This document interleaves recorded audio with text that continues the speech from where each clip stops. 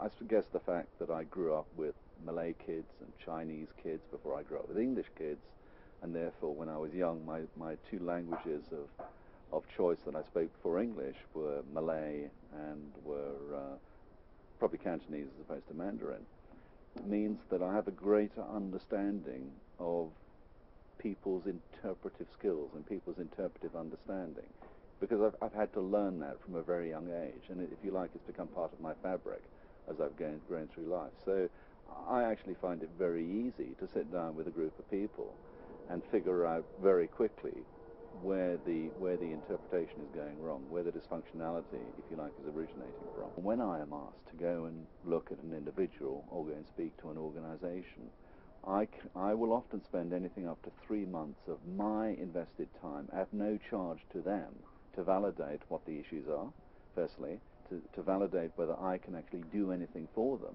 and thirdly, whether, having validated those two, whether I might be the right person and how we then might proceed. I do this for my own gratification.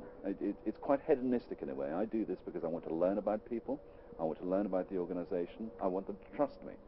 And I don't believe that you can get that by just going in and sitting in front of somebody, giving them a brochure and saying, this is what I do and I'll start next week. You have to go through a process of validation. You have to build up a level of trust. And when you're dealing with people, that takes an extraordinary amount of time, and it can take anything up to 3 months. The way that I start the process is looking at 3 particular factors of individual behavior, which is, who am I? What makes me tick? What do I look like? In essence, I hold a mirror up to them and say, this is what you look like. This is how it looks for you. And we spend a lot of time discussing that. Then we spend time looking at how other people behave towards that individual. In other words, how do we transact with people? And I use different models to address that process. Like I use transactional analysis, for example, to how people relate to each other, which I find extremely useful. So now you understand what you look like. Now you understand how people relate to you. How do we bring those pieces together to make it work for you in this particular organization? And sometimes that means they don't want to work in that organization. They need to find a job elsewhere. Sometimes it helps them to focus and identify what it is they want to do within that organization. I absolutely do not believe in repeat business.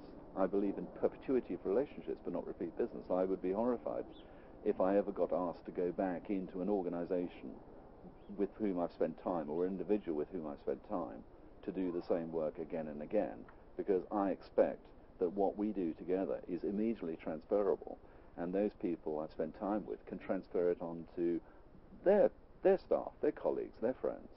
I don't want this to be some sort of mystical black art subject that people have to pay a fortune to access. I want this to be available to everybody, because I do fundamentally believe that we all have it within ourselves. How can something so simple become so complicated? And how can something so complicated create this vast industry of coaches and mentors and psychologists who write books, do lectures and run seminars and workshops, generating huge amounts of money and a vast industry behind it? To me, it's bizarre. To me, I want to be able to say, but this is simple stuff. We don't actually need this, because every individual has it within themselves to understand what makes them tick, what makes other people tick. Will I be around in perpetuity? Well, the answer is yes, I am around in perpetuity, and I do get phone calls from people that I haven't seen or spoken to for 5 years, 10 years even. And I'm always delighted when that happens. Part of what I say to people is, when you engage with me, you engage with me for life. To keep in touch, to let me know how you're going, to let me know what you're doing, to let me know when you move companies, to let me know when there might be an issue.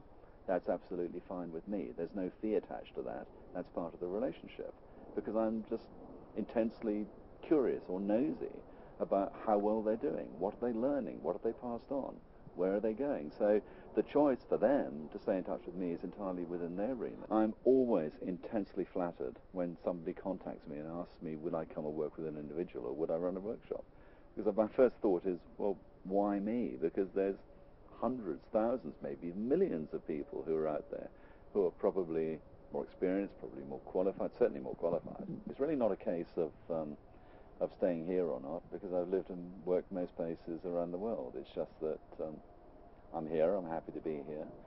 In fact, I have a friend who runs some resorts in St. Lucia who asked me if I go out there, and I said, sure, as long as you pay the flight, I'm there tomorrow. It's not a problem. So I'll go wherever. You know, if it makes sense and I can add some value, then I'll be happy to do it.